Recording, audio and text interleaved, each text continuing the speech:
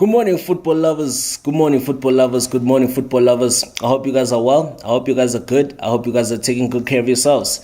Bube Simpati Mhlaba is here. Welcome again, once again, to another episode of Football is a Religion. So we're gonna talk about like the results from the games that took place in midweek action of the Dstv Premiership. We were looking forward to 3 games that took place in the Dstv Premiership, starting with the original Soweto Derby, which took place at the Orlando Stadium on Tuesday evening between Orlando Pirates and Moroka Swallows. And then we saw yesterday evening, last night, AmaZulu locked horns with Mamelodi Sundowns at the King Zwelithini Stadium in Umlazi, Durban. And then the other game was the game between Sekukhune United taking on Chippa United at the Peter Mokaba Stadium, far north in Polokwane. So yeah, let's recap on these games. What happened? What took place in these games? Let's start with the original Soweto Derby, right? So this was another derby for Orlando Pirates in about a couple of weeks. Remember they did claim all the bragging rights in the Soweto Derby against Kaizer Chiefs, winning 1 by a goal to nil. And then Moroka Swallows did also partake. Their last game was a Soweto Derby against Kaizer Chiefs, in which they lost by a goal to nil. So coming into this one, both teams, they've had an inconsistent run, to say the least. Both Moroka Swallows and Orlando Pirates, they've had an inconsistent run this season. Orlando Pirates haven't had the best of runs this season. This is a club that you would expect to be competing with Mamelodi Sundowns for the title. I mean, currently they are like 11 points behind Mamelodi Sundowns. Remember now, the victory, Orlando Pirates did win this game, the Soweto Derby, by 2 goals to nil, beating Moroka Swallows by 2 goals to nil, right? Which means that now they're on 19 points, and which means it sends them straight to 6th position, right? So like they are currently like 11 points behind Mamelodi Sundowns, who are like the runaway leaders. And think about that, Mamelodi Sundowns have played 2 games less than Orlando Pirates. They've only played 10 games, right? They've won all their 10 games so far, all their games. They just keep on breaking more records. They are now on 30 points, Mamelodi Sundowns. Orlando Pirates are on 19 points. So Orlando Pirates had a bright start. We saw with the likes of Katlego Mofokeng pulling the strings on the left-hand side. We also saw with Vincent Pule also pulling the strings on the right-hand side. Orlando Pirates were denied a goal. A great pass by Vincent Pule, finding Evidence Mahopa, but unfortunately he did put the ball in the back of the net, but unfortunately it was ruled out correctly by the linesman as an offside. We did see Pirates dominating more of the ball, creating more chances, half chances here and there, but chances were very far and hard to come in between, because we saw even on the side of Moroka Swallows, they did have a few half chances. Gabadino Mango coming up against his former side, getting a free kick, that free kick was a wonderful free kick by Gabadino Mango. It was goal bound, but it was a great clearance, great block by Nigerian defender Oli Sanda. It did need some defending, because you could see that free kick was goal bound. It was going goal bound. From that point onwards, we really did not see much from both clubs. Despite the fact that Orlando Pirates did eventually get their goal, which again was another combination between Vincent Pule as well as Evidence Mahopa. A well-weighted pass by Vincent Pule, setting up Evidence Mahopa to get the opening goal of the game. It was a wonderfully weighted pass by Vincent Pule, to say the least. Again, who's starting to get his groove back. He's starting to get his fitness levels back, and it was a decent performance by him. And with Evidence Mahopa, it was a matter of what we always say, every great striker just needs to have that movement of the ball. Movement of the ball is always key when you're center forward, when you're number 9, and that's what we saw by Evidence Mahopa. He demonstrated that, moving off the ball, timing his run, getting into the right spaces, and Vincent Pule was able to pick him out, and the boy just slotted the ball calmly into the back of the net to give the Buccaneers a 1-0 advantage going into the halftime break. Second half, it was just as poor, man, to say the least, from both teams. Honestly speaking, it was a Soweto Derby, or an original Soweto Derby. It's a big game, but it really did not feel like a big game, because even the stands, the attendance at the stadium, at Orlando Stadium, was very poor. It was not even half. It was not even half packed to capacity. That's how poor the attendance was at the stadium. And Another thing that is worth noting, the performance from both clubs, it's was really not up to standard, to say the least. It was really not up to standard. On the side of Moroka Swallows, they really did not come into the game. Dumisani Zuma, former Kaizer Chiefs winger, a boy who's so talented. He's got the skill, he's got the ability to create chances, but I really did not see much from him, hey? He really did not offer much in the game at all. He didn't offer anything much in the game, which is very disappointing. And I think it goes back to the lack of match fitness from these players. Not only match fitness, but I think it goes to the fact that these players are not showing the passion. They're not showing the hunger to really play, because you look at both clubs.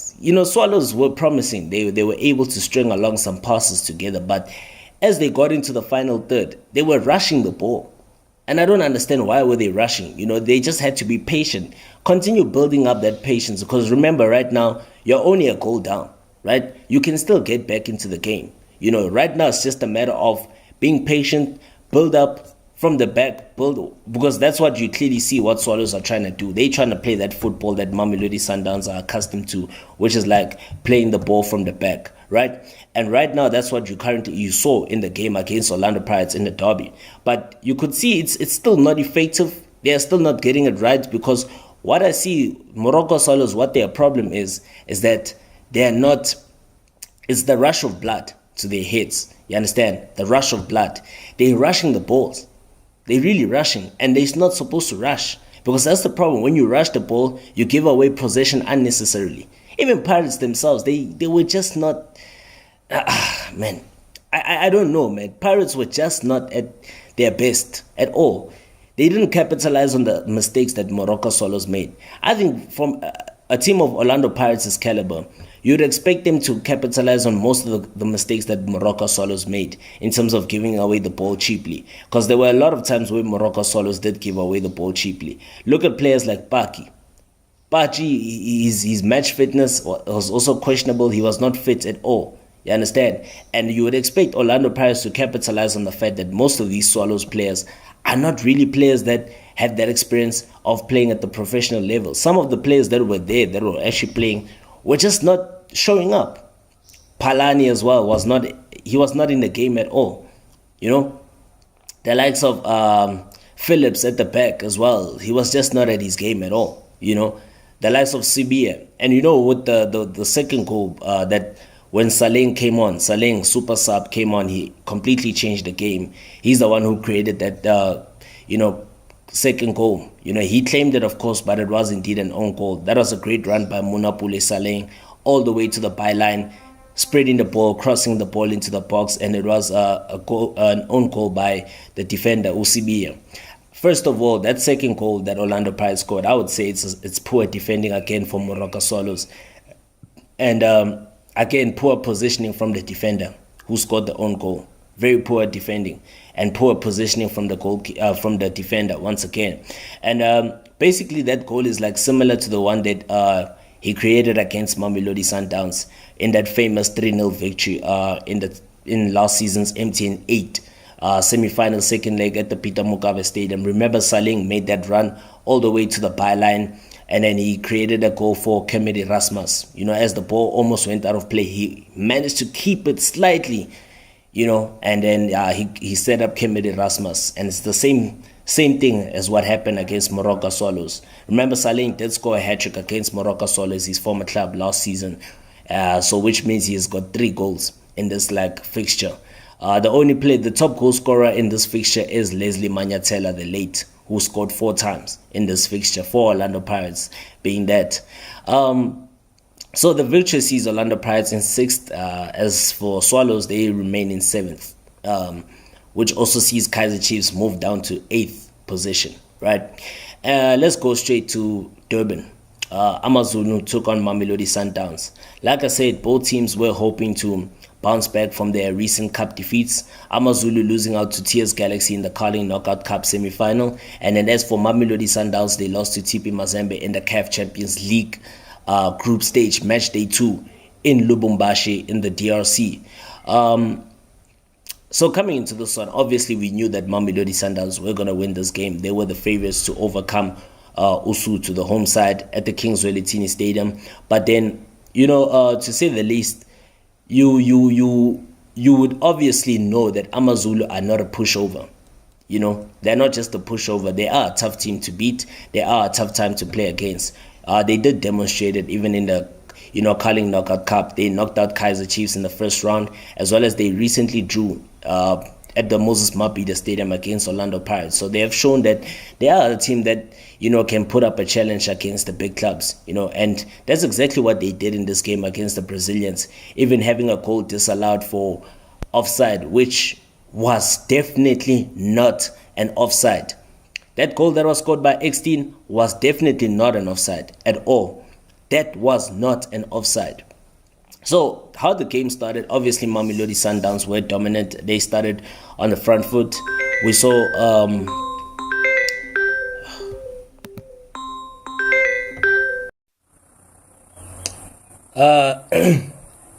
so like I said, Mamelodi Sundowns began the game on the front foot.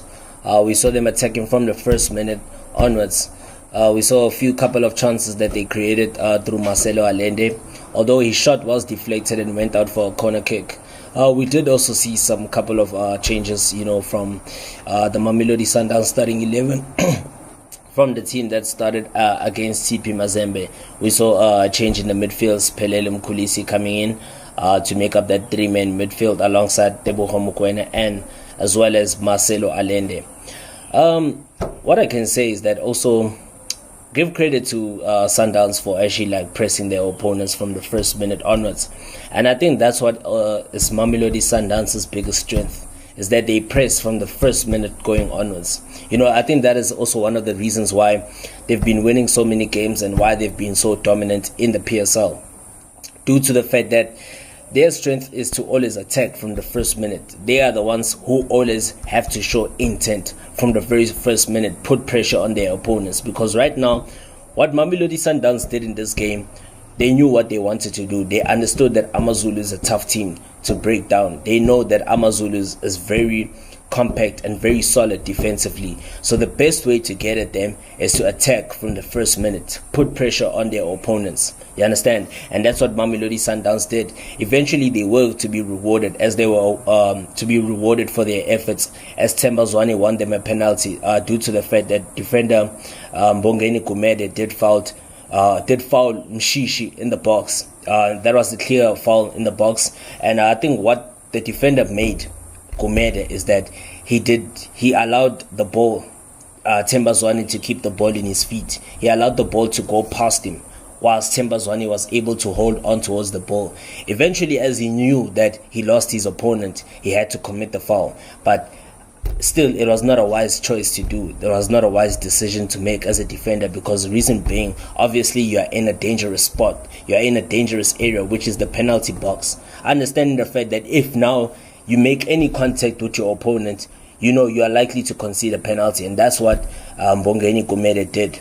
And from the resulting penalty spot from 12 yards out, obviously, Mr. Reliable spot kick taker, the Brazilian striker, Lucas Ribeiro Costa, getting his 7th league goal of the season. So currently he is the top goal scorer in the Dstv Premiership this season, which is, of course, Lucas Ribeiro Costa, placing the ball straight in the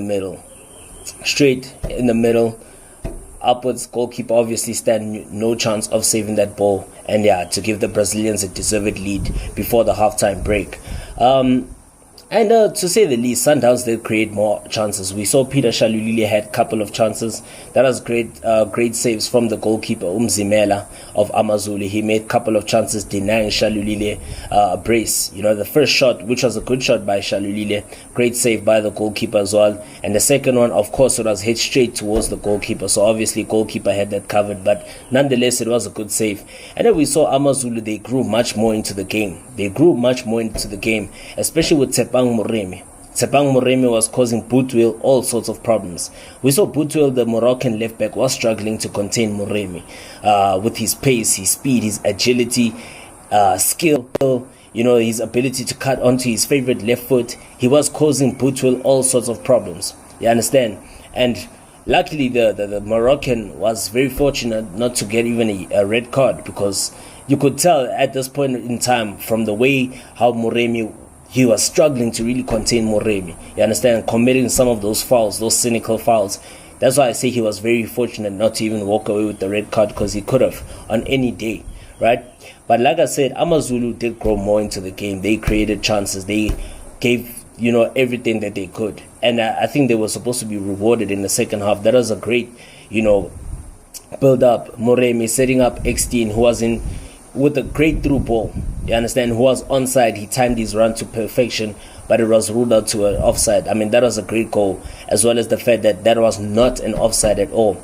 I think we need to speak about this, because right now, the officiating in South African football is very poor. We did see Sundowns now, all of late, they've been benefiting from referees' decisions. We saw the same thing in the second leg of the MTN 8 semi-final against Kaizer Chiefs, when Kaizer Chiefs was supposed to be awarded a penalty kick, a spot kick, and then it was not given, which eventually saw Mamelodi Sundowns go all the way to the MTN 8 final, eventually losing out to Orlando Pirates in the final. It's something that we're going to have to address, especially those who are involved in the structures of the PSL board, including the chairman, Dr. Ivan Koza, as well as everybody else that are involved. This crisis has to be addressed of the officiating, because it's so unlucky, man. I mean, AmaZulu deserved that equalizer. They were robbed of a clear equalizer, which right now could have set a tone for their season. I mean, a point could have, them getting at least a point out of this game could have enabled them to continue to build onto their season, perhaps even like finishing the top 8, build more, confidence into their play, and actually like bounce back from that defeat to Stellenbosch, as well as that cup game defeat to TS Galaxy. Because remember, coming into this one, AmaZulu come off a back on a brink of they came into this one following back-to-back defeats at home to Stellenbosch in the league, losing 1-0 last week Saturday, and also losing again in the cup game by 3-2 against TS Galaxy. So right now, this point could have actually bring that string of defeats to an end for AmaZulu right now. But now they were robbed due to poor officiating. You can't literally blame the referee. I think it's also the fault of the linesman, the fourth official. That indeed he saw it better, and he could see that was clearly not an offside at all. It was not an offside. X-Teen timed his run to perfection, and that was a great goal by Pule X-Teen. Perhaps that could have been his first goal for AmaZulu, because he's yet to find the back of the net for Usuthu. Let's go straight to Limpopo, right? Polokwane, Peter Mokaba Stadium. Lehlogonolo Seema's first league game as the head coach of Babina Noko. Babina Noko winning the game by 2-0 thanks to goals by Jamie Weber, as well as Vusumuzi Ngube. I beg your pardon, Vusumuzi Ngube. So Jamie Weber did score his third league goal of the season for Babina Noko since signing for them from SuperSport United, and also Vusumuzi Ngube got his first goal, opening his account for Sekukhune United with a wonderful finish to set the game beyond bid and get Sekukhune their first 3 points under coach Lehlogonolo Seema. This victory sees Sekukhune United go on to 9th position. They climb up to the table to 9th position, and again Chippa United, against playing with 10 men, stood no chance of getting back into the game. So again, it's back to the drawing board for the Chile boys, and yeah, we'll be in touch pretty soon, man. Cheers.